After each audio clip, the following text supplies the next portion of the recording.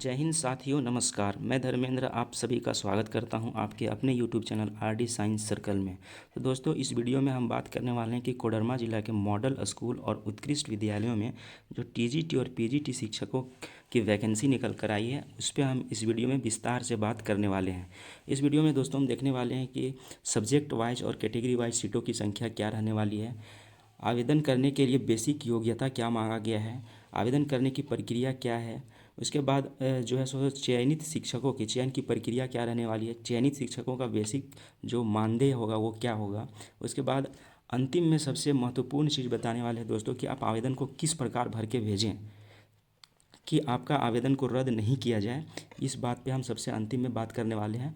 और उसके अंतिम में भी दोस्तों हम बात करने वाले हैं कि फॉर्म भरने के लिए जो कॉलम 8 है, यानी कि बीएड में प्रैक्टिकल और थ्योरी को आप कैसे जोड़ें, इस पे आज हम विस्तार पे चर्चा करने वाले हैं। क्योंकि इससे पहले जो वीडियो हम बनाए हैं कि model school TGT PGT form कैसे भरें, उसमें हम बताए भी थे कि आप जो है सो बीएड का प्रैक्टिकल और थ्योरी का नंबर कैसे जोड़ के आप फॉर्म फिल करेंगे।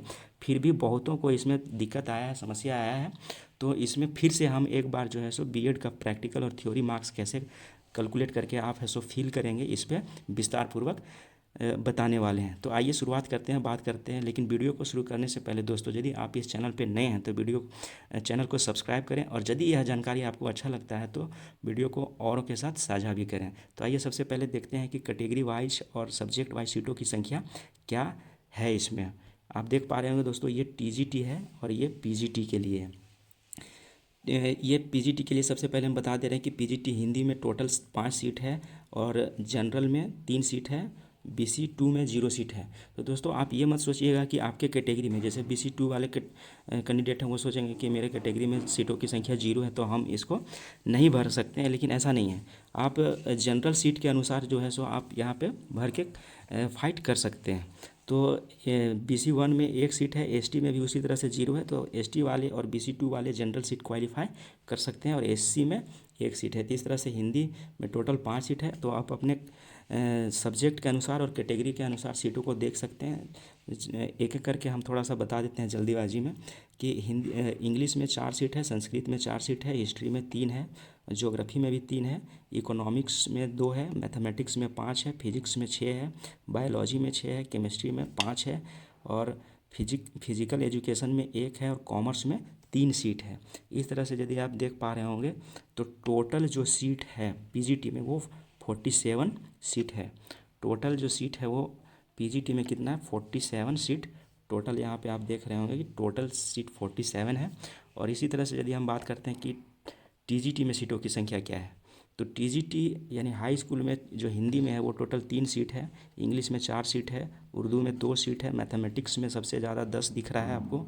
उसके बाद बायोलॉजी केमिस्ट्री का कॉम्बिनेशन उसमें 6 है, ज्योग्राफी में 2 है, और हिस्ट्री और सिविक्स में 8 है, और संस्कृत में 11 है, इकोनॉमिक्स में 4 है, और फिजिकल एजुकेशन में 3, होम साइंस में 1, म्यूजिक में 1, और बांग्ला में 1, और खोरठा में 1 है। तो सबसे ज़्यादा यहाँ पे आप देख रहे हैं कि संस्कृत में शिक्षकों की जो वैकेंसी सबसे ज़्यादा है। उसके बाद दूसरे नंबर पे मैथमेटिक्स और फिजिक्स है। इसमें हम विस्तार से बात करने वाले हैं कि जो आपका कॉम्बिनेशन है, क्या कॉम्बिनेशन भी इसमें कंसीडर किया जाएगा, इस पे भी हम आपको वीडियो में अंत में बताने वाले हैं कि फॉर्म में कहाँ लिखा हुआ है। ये भी बताने वाले हैं कि कॉम्बिनेशन आपको मांगा गया है और किस नॉर्म्स को फॉलो करके आपका सिलेक्शन या डॉक्यूमेंट वेरीफाई किया जाएगा, ये भी हम आपको बताने वाले हैं। तो ये जो था बेसिक था कि सीटों की संख्या टीजीटी और पीजीटी में क्या रहने वाली है। तो आप देख रहे हैं कि यहाँ पे टीजीटी में जो है टोटल सीटों की संख्या कितना है, 57 है, और पीजीटी में जो है पीजीटी में टोटल सीटों की संख्या 47 है।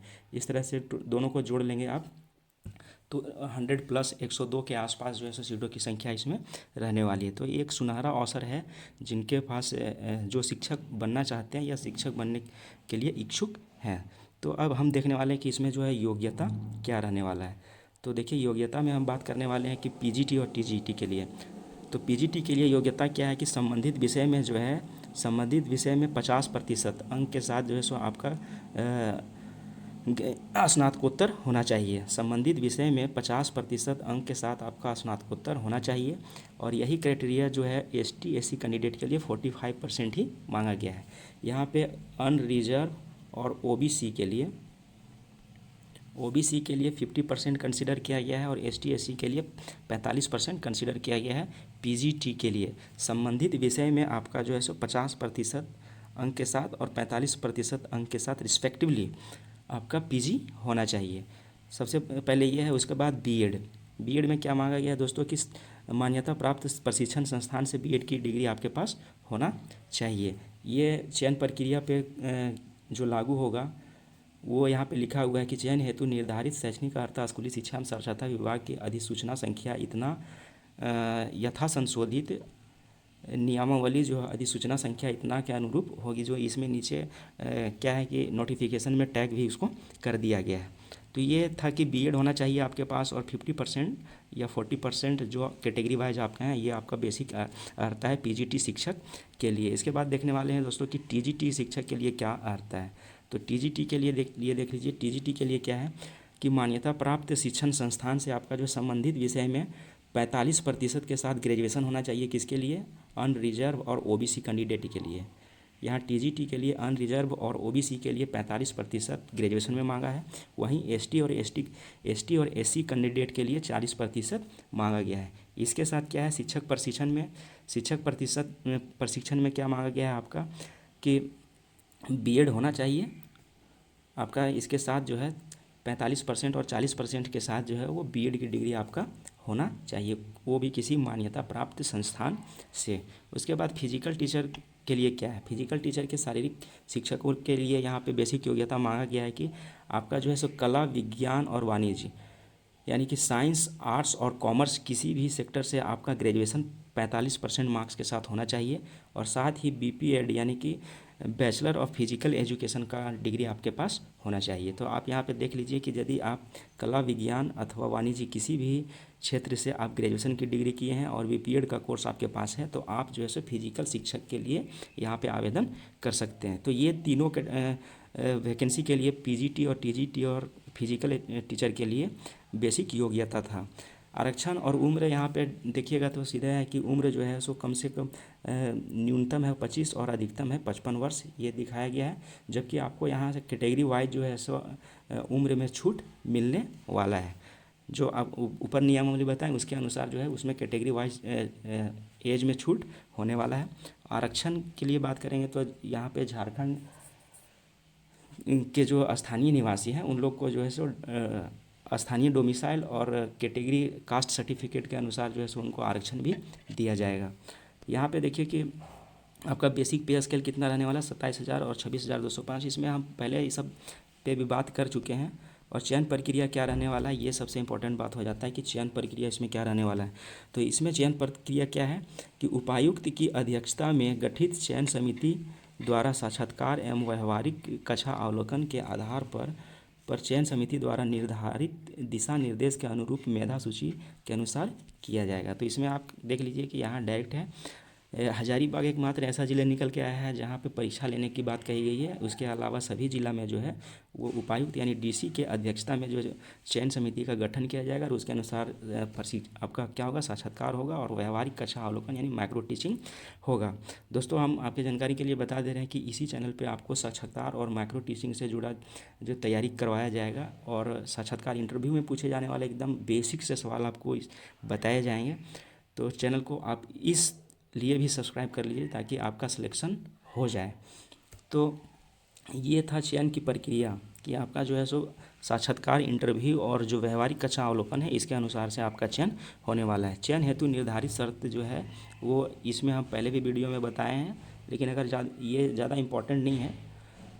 इम्पॉर्टेंट नहीं है चूँकि है सो ये वही बात हो जाता है कि टर्म एंड कंडीशन जो लागू है। लेकिन अगर आपके पास सभी बेसिक योग्यता है, आप योग्य हैं, तो आपके लिए ये सभी उतना मायने नहीं रखता है। इसके बाद जो हम आगे बात करने वाले हैं कि आवेदन करने की प्रक्रिया। सबसे इम्पॉर्टेंट बात यह है कि आवेदन आप कैसे भेजेंगे और करने की प्रक्रिया क्या है। तो योग्य अभ्यर्थी द्वारा विहित प्रपत्र आवेदन का प्रारूप परिशिष्ट ख, नीचे हम आपको फॉर्म दिखाने वाले हैं, वहाँ से आप इस फॉर्म को प्रिंट करवा के आप अपने से ही भरेंगे। फॉर्म नीचे संलग्न है इसी नोटिफिकेशन में। तो क्या करना है कि योग्य अभ्यर्थी द्वारा विहित प्रपत्र आवेदन का प्रारूप परिशिष्ट ख के रूप में संलग्न है में आवेदन कहाँ पे भर के भेजना है आपको ये भी बताया गया है। जिला जिला शिक्षा पदाधिकारी सह जिला कार्यक्रम पदाधिकारी समग्र शिक्षा कोडरमा समाहरणालय भवन दूसरी तल्ला कोडरमा, ये एड्रेस पे आपको जो है सो फॉर्म भर के भेजना है। इस पता पे जो आपको फॉर्म भर के भेजना है, इस पता को आप नोट कर लीजिए अच्छा से। ये है कि जिला शिक्षा पदाधिकारी सह जिला कार्यक्रम पदाधिकारी समग्र शिक्षा कोडरमा समाहरणालय भवन दूसरी तल्ला कोडरमा, और इसका जो वहाँ का पिन कोड होगा ये आवेदन के सबसे ऊपर में अंकित था, उस पिन कोड को भी आपको यहाँ पे मेंशन करना होगा। तब जो है कि आपका जो डाक है या आपका जो फॉर्म है वो सही पता पे पहुँच जाएगा। देखिए कि यहाँ पे आप फॉर्म कहाँ से निकाल सकते हैं, तो kodarma.nic.in से जाके इस फॉर्म को आप क्या कर सकते हैं, डाउनलोड कर सकते हैं। और अधिक जानकारी के लिए आपको वहाँ पे ही बार बार देखना पड़ेगा कि आपका जो है सो आवेदन के लिए एडमिट कार्ड कब जारी किया गया है, चयन प्रक्रिया के लिए आपका माइक्रो टीचिंग कब रहने वाला है। ये आपको व्यक्तिगत रूप से किसी प्रकार का कोई जानकारी नहीं दिया जाएगा। जो है सो जिला के जो वेबसाइट है वहाँ पे ही ये सारा बात निकाला जाता है, और वहाँ पे आपको समय समय पर जाके चेक करना पड़ता है। अगर आप चेक नहीं करते हैं तो आप समझिए कि आपका परीक्षा जो है या आपका साक्षात्कार इंटरव्यू या माइक्रो टीचिंग है वो छूट जाएगा।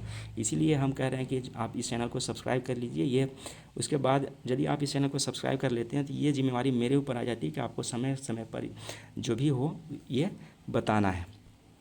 इसके बाद तो हम बताएं कि आवेदन की प्रक्रिया क्या है, कि आप फॉर्म को सबसे पहले भरेंगे और फॉर्म में जितना चीज़ मेंशन करेंगे उसका जेरोक्स लगा के सेल्फ अटेस्टेड कॉपी के साथ जो है वो ऊपर जो हम पता बताएं उस पते पे क्या करेंगे, आप पोस्ट कर देंगे। पोस्ट करने के लिए जो है वो देख लीजिए, सबसे बड़ा बात यहाँ बताना भूल जा रहे थे कि पोस्ट करने के लिए आपको निबंधित डाक से ही भेजना पड़ेगा।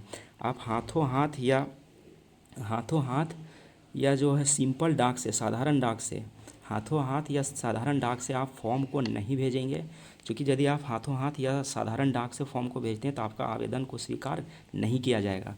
आपको हर हालत में जो है सो आवेदन रजिस्टर्ड डाक से या निबंधित डाक से ही भेजना है। और कब तक, 15 अप्रैल 2023 के 5 बजे तक आपका फॉर्म जो है सो वहाँ तक पहुँच जाना चाहिए। ये है बेसिक चीज़। आप कहाँ पे भेजेंगे ये भी बता दिए। आपको कैसे भेजना है, तो निबंधित डाक से भेजना है। साधारण डाक और हाथों हाथ जाके आप देने का कोशिश नहीं करेंगे, क्योंकि आपका आवेदन कंसीडर नहीं किया जाएगा। 15 अप्रैल तक अंतिम तिथि है, 5 बजे तक आपका आवेदन वहाँ पे प्राप्त हो जाना चाहिए। ये चीज़ को आप ध्यान में रखेंगे। उसके बाद क्या है कि चयन परीक्षा है तो शुल्क जो है, जैसे इंटरव्यू या माइक्रो टीचिंग होगा उसके लिए आपको शुल्क क्या होगा, तो डीडी आपको लगेगा। जो अनरिजर्व और ओबीसी कैटेगरी के हैं उनके लिए 100 रुपया का डीडी लगेगा, और जो एसटी और एसी कैंडिडेट्स हैं उनके लिए 50 रुपया का डीडी लगेगा। आप डीडी किसी भी बैंक से बना सकते हैं, डीडी आप किसी भी बैंक से बना सकते हैं दोस्तों। और ये जो है जो डीडी बनेगा वो किनके नाम पे बनेगा, तो payable@do.com/DPO SSA कोडरमा, इस पते पे आप जो है सो डीडी को बनाएंगे। जितना भी डीडी आप कैटेगरी वाइज अपना बनाने वाले हैं, आप डीडी में इस पता को मेंशन करने वाले हैं, payable@do.com/DPO SSA कोडरमा।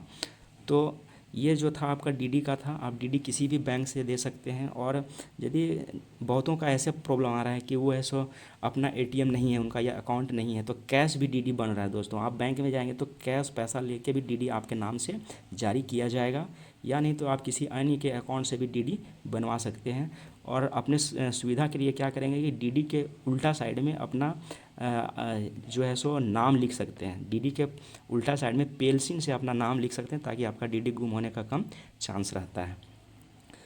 तो ये था डीडी से। और पात्रता के लिए चयन परीक्षा में बैठने की अनुमति जो पूर्ण रूप से औपबंधिक है, ये तो एक गाइडलाइन जारी कर दिया गया है कि जो पात्रता में बैठने के लिए जो है अनुमति पूर्ण रूप से औपबंधिक होगी। मतलब ये है कि अगर आपका एडमिट कार्ड जारी हो जाता है तो इसका मतलब ये नहीं होता है कि आप है सो इस पोस्ट में चयन के लिए एलिजिबल हैं, ऐसा कुछ भी नहीं है।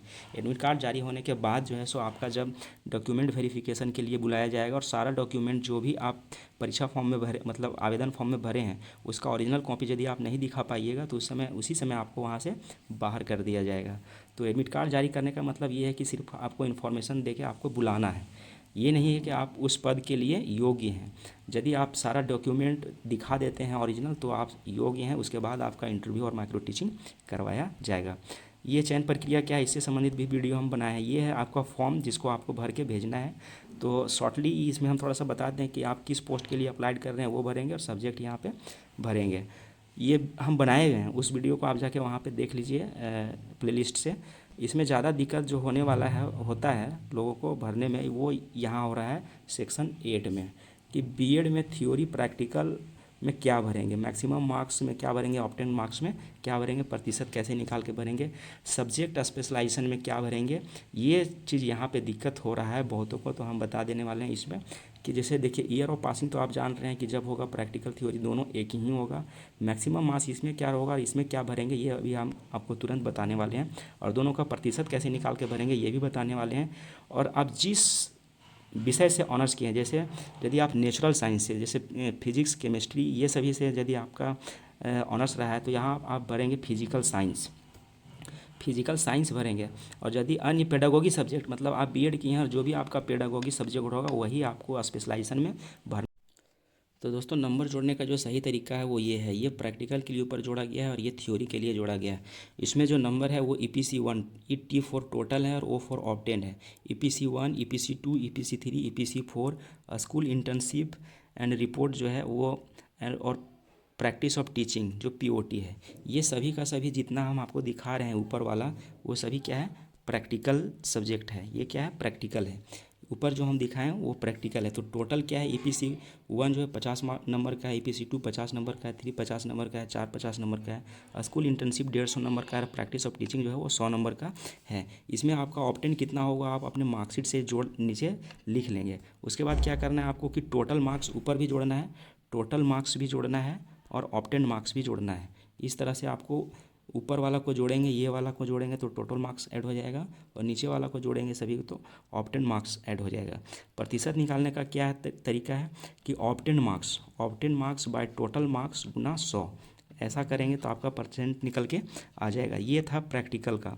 प्रैक्टिकल में बहुत लोग का दिक्कत हो रहा है, तो आप यहाँ पे एक बार देख लीजिए कि कौन कौन सब्जेक्ट को प्रैक्टिकल में कंसिडर करना है। यदि आपका बीएड दो ईयर वाला है, 2 साल वाला है, तब हम बता रहे हैं कि EPC1 2 3 4 स्कूल इंटर्नशिप और प्रैक्टिस ऑफ टीचिंग ये सभी प्रैक्टिकल सब्जेक्ट है, और इसमें टोटल मार्क्स ये है आपका, और ऑप्टेन मार्क्स आप अपने अनुसार ये नहीं भर देंगे, ये किसी और का लिया हुआ है। आप अपने मार्कशीट के अनुसार जो है सो ऑप्टेन मार्क्स निकाल के इस तरह इस फॉर्मेट में आप जोड़ लेंगे, और जोड़ने के बाद है कि टोटल मार्क्स को ऊपर वाला को एक तरफ ऐड करेंगे और ऑप्टेन मार्क्स को अलग ऐड करेंगे, और निकालने के लिए परसेंट निकालने के लिए obtain marks by total marks into 100 करेंगे, तो आपका इस तरह से एक परसेंट निकल के आ जाएगा। ये था प्रैक्टिकल नंबर जोड़ने का। थ्योरी नंबर जोड़ने का इसी तरीक़ा से क्या है कि सेमेस्टर 1 में आपका paper 1 paper 2 paper 3 paper 4 4 paper semester 1 में जो था थ्योरी था। सेमेस्टर 2 में उसी तरह से 1 2 3 4 पेपर थ्योरी था। सेमेस्टर 3 में जो एकमात्र पेपर आपका पेडागोगी का थ्योरी में था, और सेमेस्टर 4 में यहाँ पे फिर से क्या था कि 4 पेपर आपका थ्योरी में था। इस समय टोटल मार्क्स ऊपर में लिखा हुआ है 100 100 50 50 50 50 100 50 50 50 50 50, और इसमें जो नीचे O4 लिखा गया है वो 100 में कितना आया है ये किसी अन्य अभ्यर्थी का है। आप अपने अनुसार अपना मार्कशीट निकाल के इस तरह इस फॉर्मेट में जोड़ेंगे। ऑप्टेन मार्क्स 100 में 80 है, 100 में 70 है, 50 में 40 है, 50 में 40 है, 100 में 69 है, 50 में 34 है। इस तरह से आप जो है सो 13 पेपर का जोड़ लेंगे। 13 पेपर का आप जैसे जुड़ जाएगा आपका इस तरह फॉर्मेट में निकल जाएगा, तो आप क्या करेंगे कि टोटल मार्क्स को एक ऐड कर लेंगे और एक ऑप्टेन मार्क्स को ऐड कर लेंगे यहाँ और यहाँ। तो यदि आपका टोटल मार्क्स और ऑप्टेन मार्क्स इस तरह से आएगा, इस तरह से निकल के आएगा। टोटल मार्क्स अगर यदि इसका निकल के आया है 850 और ऑप्टेन मार्क्स निकल के आया है 621, इसका परसेंट कैसे निकालेंगे, obtain marks by total marks into 100। तो ये है, आप इस तरह से प्रतिशत निकाल के प्रैक्टिकल और थ्योरी को साफ साफ भर सकते हैं। और इसके बावजूद भी यदि आपको समझ में नहीं आ रहा है कि आप कैसे भरेंगे, तो कमेंट करके आप हमसे पूछ सकते हैं। और जो जानकारी अच्छा लगता है तो औरों के साथ इसे साझा कीजिए, और चैनल पर बने रहिए ताकि आपको समय समय पर जो है सभी प्रकार का जानकारी इस पर उपलब्ध हो जाए और पहले उपलब्ध हो जाए। तो वीडियो को संयम पूर्वक अंत तक देखने के लिए धन्यवाद।